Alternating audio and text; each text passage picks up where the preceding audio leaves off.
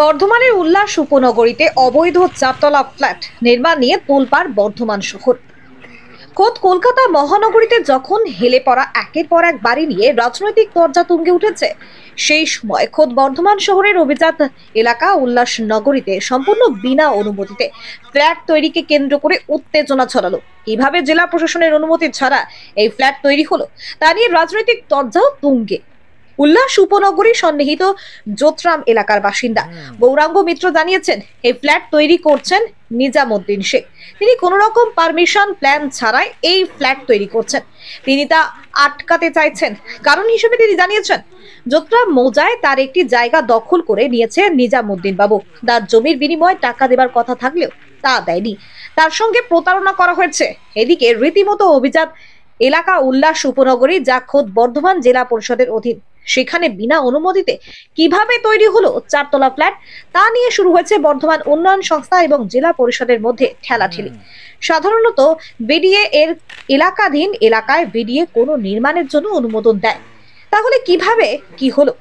BDA chairman Kakuli গুপ্ত তা জানিয়েছেন, উল্লাস উপনগরী জেলা পরিষদের অধীন বিডিএর কাছে এই ফ্ল্যাট তৈরির কোনো প্রমাণপত্র নেই। এমনকি তারা কোনো অনুমোদনই দেননি। তাদের কাছে অনুমোদনও চাওয়া হয়নি।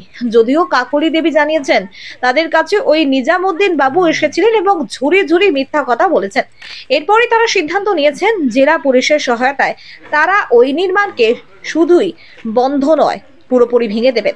এ ব্যাপারে জেলা পরিষদের সভাধিপতি শ্যামাপ্রসন্ন লোহার জানিয়েছেন, তাদের কাছে অভিযোগ এসেছে, বিডিএ এ ব্যাপারে কোনো অনুমোদন দিয়েছে কিনা সেই ব্যাপারে তাদের কিছু জানানো হয়নি। এমনকি জানানো হয়নি, যেহেতু তাদের কাছে অভিযোগ এসেছিল, তারা সরেজমিনে খতিয়ে দেখেছেন। অভিযোগের সত্যতা মিলেছে। এ ব্যাপারে আইনানুগভাবেই ওই ব্যক্তির বিরুদ্ধে তারা ব্যবস্থা নিচ্ছেন।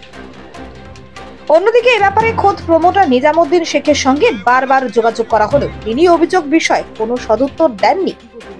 আমি এখানে ওই ঘরটা আটকাতে এসেছি। আমার সঙ্গে ও চিটিংবাজি করেছে।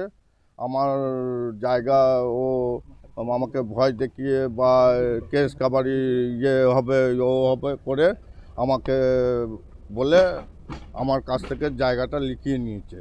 লিখিয়ে নিয়ে এখন আমার কাছে এগ্রিমেন্ট করেছে, সেই এগ্রিমেন্টের টাকাও দিচ্ছে না, আর হচ্ছে যে জায়গাও ফেরত দিচ্ছে না। সেই কারণে আমি এই ঘরটা আটকাতে এসেছি। আর জায়গা ফেরত দেবে বলে করেছে, করার পরে বলছে আমি 30 শতক দেবো, 31 শতক 75 দেবো, আর 30 শতক আমি দেবো না। আমি বলছি, তোকে তো আমি বলেছিলাম যে তুই আমার দখল করে দিলে পরে তুই যে টাকাটা খরচা হবে তার জায়গা আমি তোকে দেবো বলেছিলাম 18 শতক, কিন্তু তুই 30 শতক কিসের জন্য নিবি? তুই জায়গাটাও আমার করতে পারলি না, হ্যাঁ, দিতে পারলি না। আর কিছু না, তুই তাহলে টাকাটা কিসের জন্য নিবি? নিজাম উদ্দিন শেখ।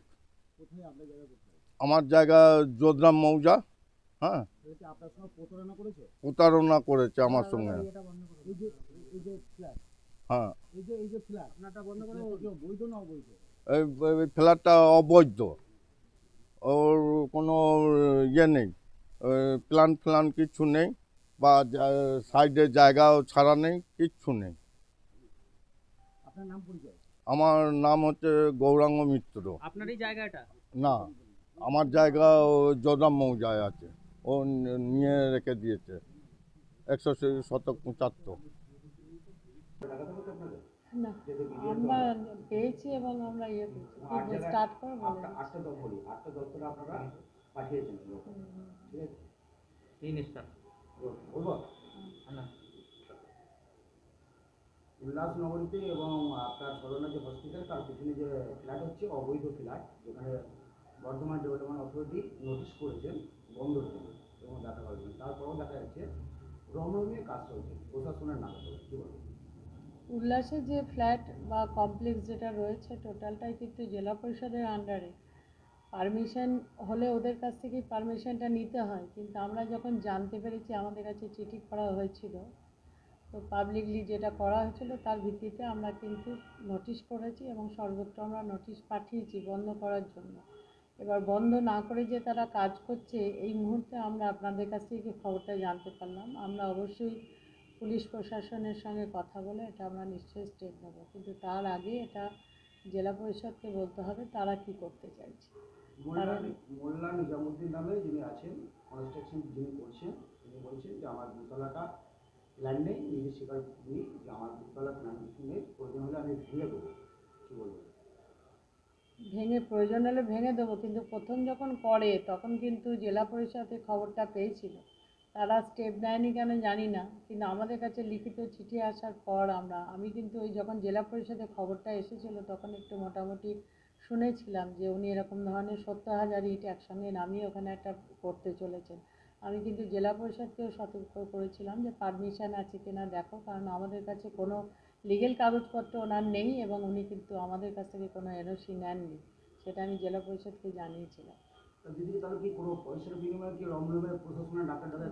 এই ধরনের কথা তো বলতে পারবো না, আমি নিজে যেহেতু চোখে দেখিনি এই মন্তব্য আমি করতে পারি না, কিন্তু আমি এটা চাইবো যে যেরকম ইনলিগেলভাবে ওই নিজামুদ্দিন কাজটা করছে, উনি আমাদের কাছেও এসেছিলেন এবং অনেক মিথ্যা সাজিয়ে জিনিসগুলোকে করার চেষ্টা করেছিলেন। তা সেই ক্ষেত্রে আমি কিন্তু ওনার সঙ্গে পরবর্তীকালে দেখা করা এবং আমি অফিসকে বলেও দিয়েছিলাম যে যেটা ইনলিগেল সে কাজ আমরা কখনোই করতে যাব না, আমরা কিন্তু ওনাকে কোনো পারমিশন দিইনি, যার ফলে উনি জেলা পরিষদে গিয়েছিলেন এবং জেলা পরিষদে গিয়ে উনিও বোধহয় সুরাহা পাননি মনে হয়। ওনার ওখানে যখন 70,000 ইট নেমেছিল, আমি ওখানকার লোকালের কোনো ছেলে মারফতে একটু জানতে পেরেছিলাম যে উনি নাকি 70,000 ইট নামিয়েছেন। আমি তখন কিন্তু জেলা পরিষদকে সতর্ক করেছি যে এটা তোমরা একটু হস্তক্ষেপ করো, কারণ জিনিসটা যেটা হতে চলেছে ভালো কিছু হবে না। তো এই জেলা পরিষদকে সতর্ক করার পর কীভাবে এটা তো আমি বুঝতে পারছি না, আমি ওদের জাস্ট দেখা হওয়ার পর আমি কিন্তু সভাধিপতি এবং সহসভাধিপতি দুজনকেই বলেছিলাম, একদিন মিঠুকেও বললাম যে এরকম একটা ঘটনা ঘটতে চলেছে, তোমরা একটু দেখো কেন হয়নি জানি না। এরপরে আমাদের যেটা নেবার আমরা সেটা নেবো, যে আমি অন্তত পুলিশ প্রশাসনকে আমি এসপি সাহেবের সঙ্গে কথা বলে যাতে এটা একেবারে স্টপ করা শুধু নয় ভাঙার অর্ডারটা হয় তার ব্যবস্থাই করি। আগামী দিনে কি মনে হচ্ছে ভাঙা হবে? এই ধরনের জিনিস তো ভাঙা হওয়াই উচিত, কিন্তু কোন হাত মাথায় আছে তো বলতে পারছি না, সেটা নিশ্চয়ই এনকোয়ারি করব, আমি অন্তত করব, কারণ এই ধরনের জিনিস কিন্তু আমি মুখ্যমন্ত্রীর নির্দেশ বারবার বলছেন সরকারি ফান্ডে টাকা দরকার আছে, যেহেতু মুখ্যমন্ত্রী উন্নয়ন করছেন সেখানে দেখা যাচ্ছে প্রশাসনের নাকের টাকা অন্যভাবে বেআইনি বাড়ি হয়ে যাচ্ছে। একেবারে এটা তো অবশ্যই আমি কাম্য নয়, এটা আমি যতটা সম্ভব আমি এসপি সাহেবের সঙ্গে কথা বলে এটা স্টেপ। আমাদের কাছে খবর এসছে, আমরা এডিএসকে আমরা পাঠিয়েছিলাম সেখানে, এবং তার যে পারমিশনের কপি আমরা চাই, আমাদের অফিসাররা গিয়ে চাই, তো ওরা বলে আমাদের পারমিশন কপি আছে কিন্তু দেখাতে পারিনি, তার জন্য আমরা চিঠি করেছি যাতে তারা পারমিশনের কপি দেখায়, না হলে লিগ্যাল অ্যাকশন। স্যার যেখানে কাকুলিতা বলছেন বিডিও চেয়ারপারসন যে আমরা জেলা পরিষদের জানানোর পর, না আমাদেরকে কোনোভাবে জানায়নি, কোনোভাবে বিডিএ আমাদেরকে জানায়নি, কেন পারমিশনের ব্যাপারটা টোটাল কোনোভাবে আজ পর্যন্ত কোনো বিডিএ কটা পারমিশন দিলেন আমাদেরকে জানায়নি। স্যার তাহলে কি আগামী দিন যদি পারমিশন না থাকে অবশ্যই বিডিএর উচিত হচ্ছে পারমিশন দেওয়ার সঙ্গে একটা কপি জেলা পরিষদকে সেন্ড করা। যদি স্যার পারমিশন না থাকে অবৈধ নির্মাণ অবশ্যই যতটা লিগ্যাল অ্যাকশন নেওয়া ততটাই না হবে। ওকে স্যার, কোনোভাবে কোনো খাতিরদারি করা হবে না এক্ষেত্রে।